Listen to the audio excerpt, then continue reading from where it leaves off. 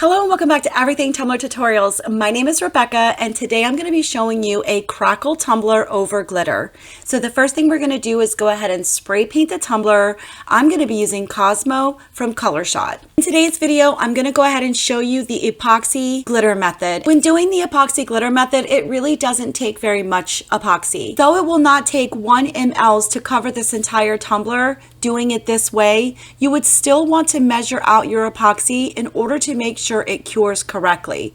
So I use a measuring cup in which I do 2.5 mLs of part A and then 2.5 mLs of part B. This way I know that it's accurate and I just stir it up really well. I did drizzle this all over my tumbler and I am just going to make sure that everything is spread out and nice and smooth before I apply my glitter. The epoxy coat should be so thin that you do not have drips at this point, and this does not require a turner. You could set this off to the side once you've applied your glitter and just allow it to do its full curing time depending on the epoxy in which you're using. Once we're ready, we're going to go ahead and apply Athena, which is a custom mixed glitter from AB Designs.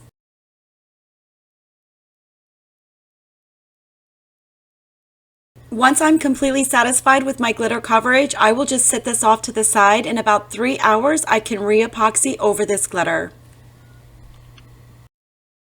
Certainly don't mind the epoxy glitter method. I just can really appreciate the spray paint adhesive method simply because it's a fraction of the time in which I can move on.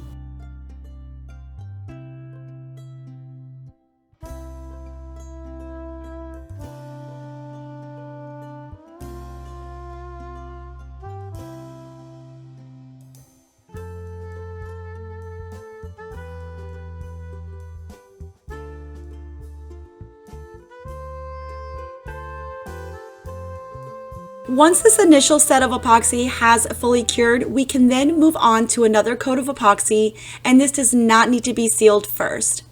And again, for this next coat of epoxy, I am using Fast Set from Counterculture DIY. I went a little bit thicker this time as this is a chunky glitter mix. So even with this thick coat of epoxy, I still needed to go in and sand down some of the bits from this tumbler.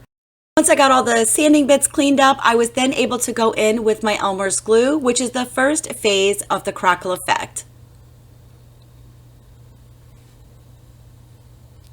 You don't want your Elmer's glue to be super thick, and you also want to make sure when you apply it on it's nice and even, and we're going to let this go tacky before we apply the paint.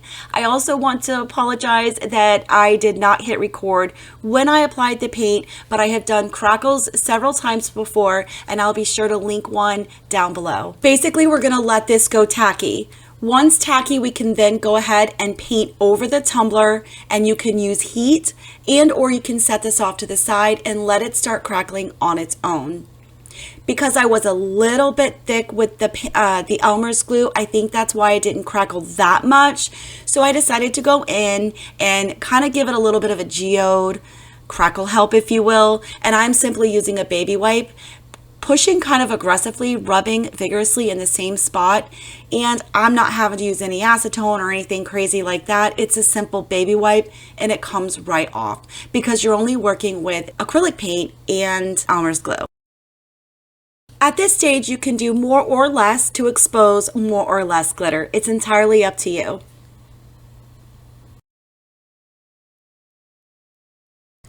So to rough up the top and the bottoms, I'm just using a 100 grit sander, and this was super easy. I'm exposing the rim at the same time, so it's a win-win. You don't want to be super aggressive, as you wouldn't really want to be messing with the paint and the glue that much. I'll show you when we get down to the bottom rim how it kind of pulled away from itself, and it didn't really look like it was supposed to, so I needed to kind of help it out a little bit.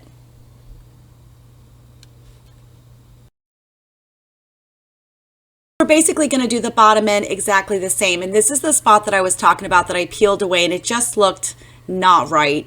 So I decided to go ahead in with my baby wipe and roughen that up just like I did on the sides, and it worked out perfectly.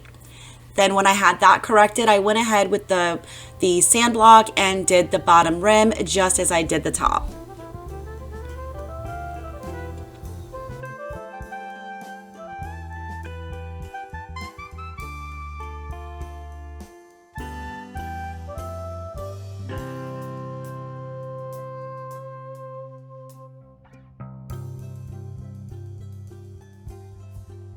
once I had the top and the bottom done, I decided I want to kind of add a little bit more here on the side. So once again, I'm just going to rub it out real well, exposing some more of that glitter just so more would shine through.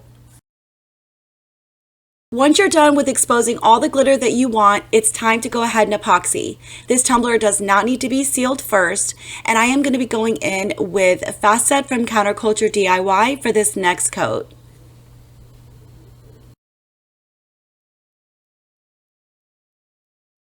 As always, after each coat of epoxy, be sure to use your heat torch to pop any bubbles you may or may not be able to see.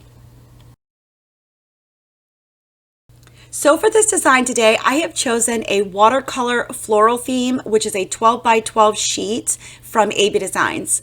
Remember, these can come in clear and or the white backing.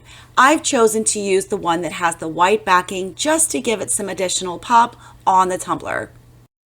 When working with these clear sheets, it's super important to apply them onto an epoxied tumbler. That way, when you re-epoxy, you will not see the lines. Once you have your decal placed, that's when you need to make sure that you don't have any air pockets up underneath. If you do, go ahead and use your weeding pen or your X-Acto knife and pop them out prior to your coat of epoxy, or you will see the bubbles underneath. This tumbler did not need to be sealed, and after I finished applying the rest of my decals, this tumbler was ready for another coat of epoxy. For this coat of epoxy, I am again using Fast Set from Counterculture DIY.